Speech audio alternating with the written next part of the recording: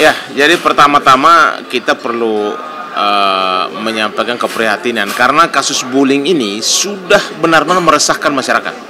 Saya ini sama Bang Sunan, kan sekarang kan korban bullying di sekolah itu Sean, sekarang kan kasus sudah naik ke proses peradilan. Ya kan? Ya tadi mungkin sudah ikuti dalam prosidang. Nah, muncul lagi di BINUS bahwa kasus bullying ini menjadi perhatian bukan hanya orang tua, tapi sudah masyarakat umum. Karena di sekolah ternyata, saya banyak nangani perkara, ada satu di Jakarta Timur juga. Itu ternyata geng-gengan di sekolah. Mereka bikin geng di sekolah. Sehingga geng-gengan ini ada yang dominan, ada yang tidak. Makanya terjadi intimidasi. Terjadilah misalnya pelecehan. Terjadilah misalnya merasa diri dia paling dominan di wilayah tersebut. Lalu terjadilah bullying terhadap anak di bawah, anak-anak. Dan paling banyak itu anak remaja. Kisaran anak SMP dan SMA. Ya. Lalu kasus yang di BINUS saya lihat hampir mirip kok, sama-sama mirip aja. Makanya inilah penanganannya ini kan yang harus diselesaikan karena anak di bawah umur biasanya dilibatkanlah semua lembaga anak, kepolisian, dan penanganannya juga secara khusus karena ada undang-undang perlindungan anak. Tetapi yang kita perhatikan di sini adalah psikologis anak dan juga orang tua karena pelaku dan korban sama-sama anak. Makanya harus dalam kasus ini semua orang harus dilibatkan karena kasus di BINUS kan di luar sekolah. Walaupun masih di lingkungan sekolah, di warung kan TKP-nya. Nah, persoalannya kan ini geng-gengan terjadi. Saya kemarin di kasus di Jakarta Timur sama juga. Itu pelakunya hampir 21 orang.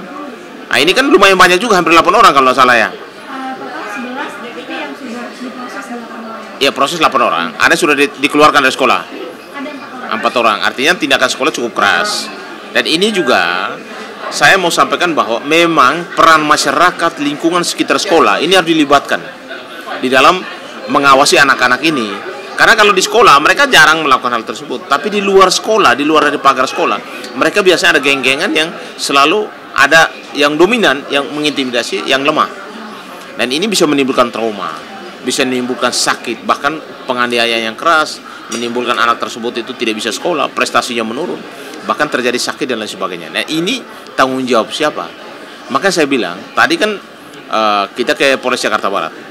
Sekarang ini HAMI dari Bang Sunan Kalijaga itu berkoordinasi untuk melakukan sosialisasi bersama kampanye anti bullying kepada sekolah-sekolah. Dan itu melibatkan pihak kepolisian dan juga lembaga anak. Nah, ini salah satu hal yang positif. Karena memang kalau dilihat bahwa bullying ini setiap tahun, setiap hari semakin meningkat. Ada yang dilaporkan, ada yang tidak. Bahkan anak yang kena bullying pun tidak mau melapor, takut diintimidasi lagi di sekolah. Bahkan dia juga tidak berani melapor kepada orang tuanya. Bahkan ada orang tua yang tidak melanjutkan kasusnya karena mungkin yang bullying itu biasanya orang-orang yang punya hak sosial yang tinggi. Nah, inilah yang menjadi persoalan. Makanya tadi saya sampaikan bahwa undang-undang perlindungan anak itu sudah bagus, tetapi pelaksanaan kontrolnya, pengawasan di bawah itu yang kurang. Makanya lembaga-lembaga anak kasus dulu datang, kejadian dulu baru mereka turun, lalu ujung-ujungnya minta perdamaian, lalu mereka tidak perhatikan dua orang ini diperhatikan sama. Pelaku dan korban sama-sama anak. Makanya saya sampaikan bahwa lebih baik diantisipasi dengan kampanye anti bullying di sekolah. Dan juga guru harus merespon. Di sekolah itu tidak boleh ada geng-gengan. Apalagi geng-gengan yang status sosial yang tinggi. Ada yang miskin, ada yang setengah menengah, ada yang juga orang kaya. Nah, ini yang status sosial ini juga menjadi salah satu masalah. Dan bullying itu bukan hanya fisik loh. Bullying juga bisa melalui verbal dan juga bisa melalui media sosial. Nah, ini yang saya sampaikan supaya hal-hal seperti ini karena sering terjadi, tolonglah lembaga-lembaga anak, Komisi Perlindungan Anak, ya kan, hadir di dalam mensosialisasi, mengkampanyekan soal bullying anak remaja atau di sekolah tersebut yang terjadi. Karena begini, tadi dengan Polres menyampaikan juga bahwa soal geng motor, kasus-kasus geng motor, kasus-kasus perundungan, kasus-kasus misalnya perkelahian antar sekolah, itu sekarang sudah pakai media sosial. Mereka janji di suatu tempat, lalu terjadi. Dan sekarang dengan malam hari kejadian dan banyak korban, ada korban meninggal, luka-luka dan lain sebagainya. Ini tanggung jawab siapa? Maka saya kembali lagi sebagai Dewan Etik Perlindungan Nasional Indonesia, saya cukup prihatin dengan kasus-kasus anak ini karena saya sering tangani. Saya terlibat dalam penanganan perkara kasus ini. Dan saya lihat bahwa kita kontrol pengawasan terhadap lembaga-lembaga anak dari masyarakat itu sangat kurang. Contoh, banyak kenapa terjadi di luar sekolah. Lalu kenapa tidak kita melibatkan lingkungan sekolah itu untuk supaya melakukan pengawasan terhadap anak-anak tersebut. Minimal mereka kumpul-kumpul, ada informasi ke satpam kayak ke sekolah kayak bahwa ini bisa berpotensi terjadinya kasus perundungan atau bullying terhadap anak gitu.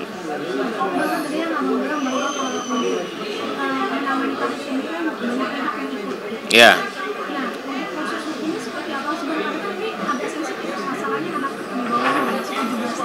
Jadi begini, proses hukum harus tetap jalan. Contohnya kasus Sean, prosesnya berjalan kan? Di kepolisian sudah dilakukan mediasi dan lain sebagainya, gagal. Lalu di kejaksaan juga gagal, di pengadilan juga gagal. Ya proses hukum harus tetap jalan supaya ada efek jerah juga kepada anak tersebut, supaya jangan sampai mentalnya ke depan dia tetap melakukan hal yang sama. Nah, kegagalan itu karena apa? Karena peran daripada si orang tua, si pelaku ini, pelaku anak tersebut memang tidak bertanggung jawab. Dari awal dia datang menunjukkan diri, setelah itu dia pergi dan tidak pernah datang lagi. Dia munculkan orang-orang lain yang seolah-olah itu keluarganya. Yang kita tahu dia, kenapa? Karena foto, video pertama kali dia datang buat pernyataan kan dia. Yang kemarin ditunjukkan fotonya itu loh. Jadi begini, solusi daripada persoalan ini adalah yang pertama dari keluarga dulu. Karena kalau keluarga broken home, potensi untuk bullying itu sangat tinggi. Yang kedua, anak yang dengan fisik yang kurang atau fisik yang terlalu besar atau kurang berprestasi dan lain sebagainya, itu juga punya potensi. Makanya pihak sekolah harus melihat ini dengan jeli supaya kasus bullying di sekolah bisa dikurangi atau minimal dihilangkan. Salah satu cara adalah melakukan ekstrakurikuler yang positif. Contoh misalnya mereka misalnya dengan ekstrakurikuler dengan olahraga, dengan pencaksilat atau dengan mungkin sholat atau dengan hal lain lah yang positif. Jangan sampai dibiarkan waktu bebas itu mereka gunakan tuh hal-hal yang bullying tersebut. Dan ini sudah meresahkan masyarakat loh.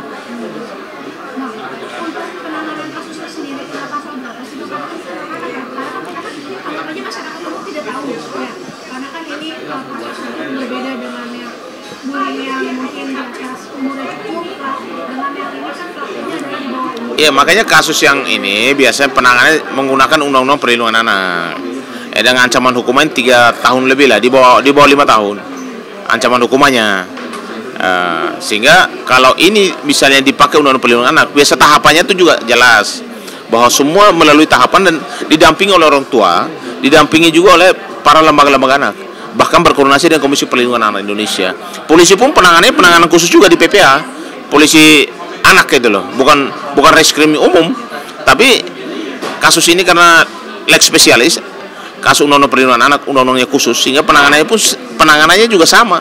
Polisi tidak menggunakan seragam, bahkan waktu mereka sidang juga hakim tidak menggunakan seragam, bahkan jaksa pun menggunakan seragam biasa gitu, karena supaya mental anak, psikologis anak itu tidak sampai terbawa gitu loh dalam masalah ini ke masa depan dia gitu.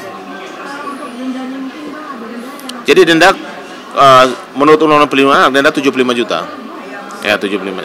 75. 3 tahun.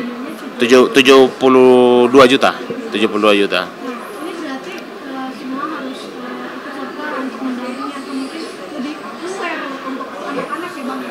Iya, jadi maksudnya tadi kita sampaikan bahwa jadi aware itu bukan hanya orang tua, bukan hanya guru, bukan hanya lembaga anak di situ, tapi lingkungan sekitar itu. Karena banyak kasus yang tangani bukan di sekolahnya, tapi mereka keluar dari lingkungan sekolah. Artinya mereka di luar waktu jam pelajaran. Mereka lagi nongkrong, mereka lagi di warung, dan inilah kejadian perundungan atau bullying terjadi. Perundungan bisa bullying terhadap fisik atau dengan verbal atau dengan media sosial. Mereka biasa saling ejek itu di media sosial atau mengeluarkan verbal yang menyakiti hati orang, melecehkan, merendahkan harkat martabat orang.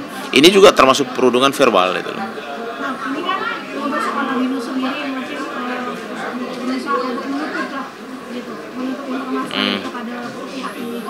Harusnya seperti apa sih untuk pihak sekolah? Apakah memang harus ada kerjasama dengan pihak media? Maksudnya ingin membeberkan lah, oh ini benar, karena kan gini, dengan dia menutup akses, berarti kan banyak masyarakat yang menduga sana sini dan segala macam. Jadi kalau menurut saya, dunia sekarang itu kan tidak bisa ditutup-tutupi lagi. Masalah Binus ini kan sudah dikenal apalagi salah satu pelakunya kan salah satu public figure itu loh. Dan itu tidak bisa ditutup-tutupi. Kalau menurut saya, mengkampanyekan lewat media sosial, anti bullying itu juga penting. Dengan kasus ini kan media kan juga harus tahu, masyarakat wajib tahu.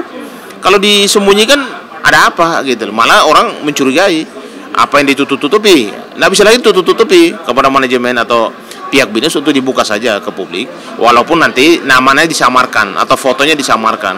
Tetapi kasus ini harus dibuka, diupload. Kenapa? Karena untuk kepentingan publik, untuk supaya kasus ini jangan terjadi lagi di sekolah-sekolah yang lain. Karena kemarin kan di salah satu sekolahnya Sean kan, lalu muncul lagi di situ. Sebelumnya ada lagi Sebelumnya di Jakarta Timur saya tangani juga. Jadi kasus ini cukup banyak saya tangani. Termasuk kasus pelecehan seksual terhadap anak di bawah umur. Kasus kekerasan fisik terhadap anak dan perempuan. Dan karena saya lembaganya lembaga pemerhati anak, sehingga bukan hanya di Jakarta saya tangani, di Bali, bahkan sampai di Nusa Tenggara Timur. Dan ini makanya tadi ada kasus pembunuhan yang Mrs. T itu, anaknya 6 tahun. Saya juga lagi tangani kasus anak yang sama, umurnya hampir 9 tahun, itu di NTT. Dan kasus hampir sama. Itu kasusnya meninggal di dalam bak mandi, diduga dibunuh oleh seseorang itu loh. Tapi kasusnya masih di Polres TTU. Dan sampai saat ini mudah-mudahan setelah ini saya akan balik ke sana dan kita akan ungkap lagi untuk kasus ini dibunyikan lagi, karena saya lihat penanganan dari Polres TTU juga lamban sekali itu.